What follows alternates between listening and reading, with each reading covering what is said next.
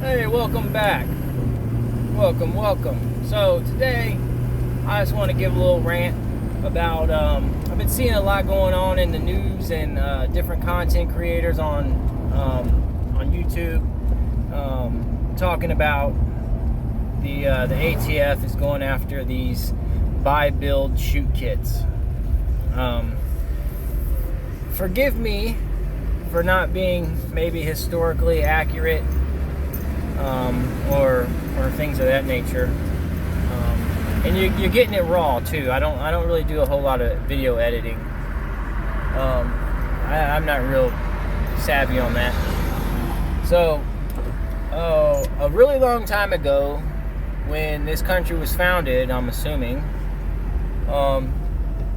the founding fathers said, you know what, we're gonna give these American people the ability to have firearms, and we're going to go a step further and say that we're going to let them build firearms in their own homes.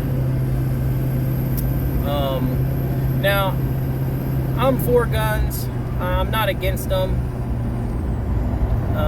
At the same time, I kind of see the both sides of the fence, both sides of the road. So.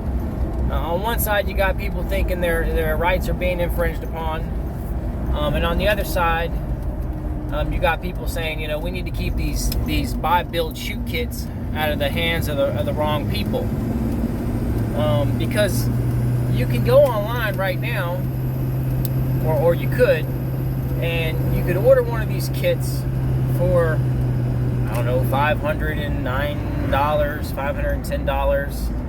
And it gave you everything you needed in the box to build your own gun. That was everybody could do that. So, you know, the guys that could legally own firearms, and those who can't legally own firearms. So you go online and you buy it, you get it sent to your house, you put it together, you drill some holes, file some plastic, and you build one. So there's a guy that's up to no good. He's got some beef with a boy in the hood. So he ain't got no other way to get a hold of a gun. So he gets online and he has his buddy order one, and they send it to this address and they pick it up. So it's not traced back to him. So he gets his gun, he goes down to the hood and he shoots up a bunch of people. Well, it's a throwaway. So he wipes his hands, wears gloves, tosses it. Now they find the gun and they ain't got no way to register it back to anybody.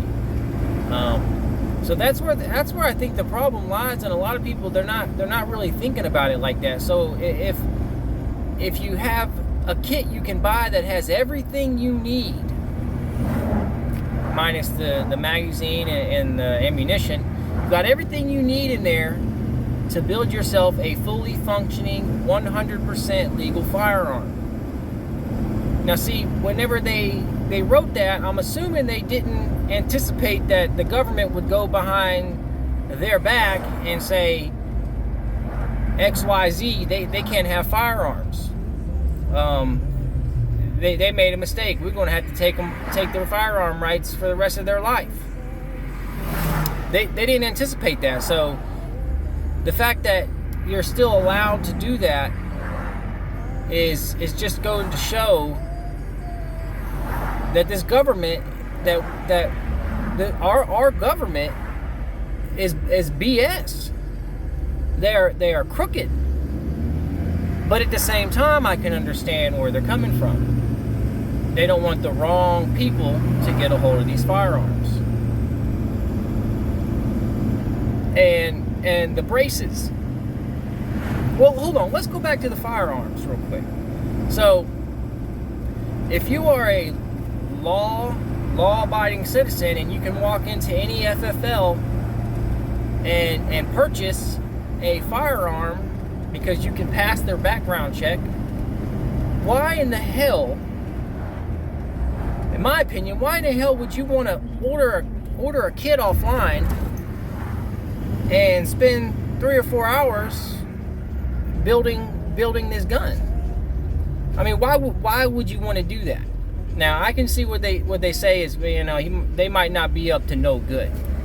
Now I do understand some people, they might just want to do it just to say they did it, and that's totally cool with me. I have no problem with that, and I'm sure a lot of people have no problem with that. But why would you want to? Why would you want to waste 3 or 4 hours of your life to build a gun that you could just go in and buy? Now, yeah, the background check might take a little time. I know before it didn't take long. It took 30 minutes, blah, blah, blah. Now it takes longer. But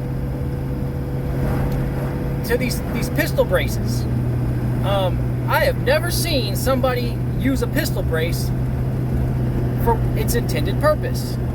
So now you want to buy yourself a pistol AR-15 with a 7.5 inch barrel, 10-inch barrel, whatever size barrel you decide, and you're going to put a brace on it that's stationary. I have never seen somebody use that brace for just a brace up against their arm. I've only ever seen people shoulder them things, so that would be an SBR. And the way I see it, it looks like a short barrel rifle.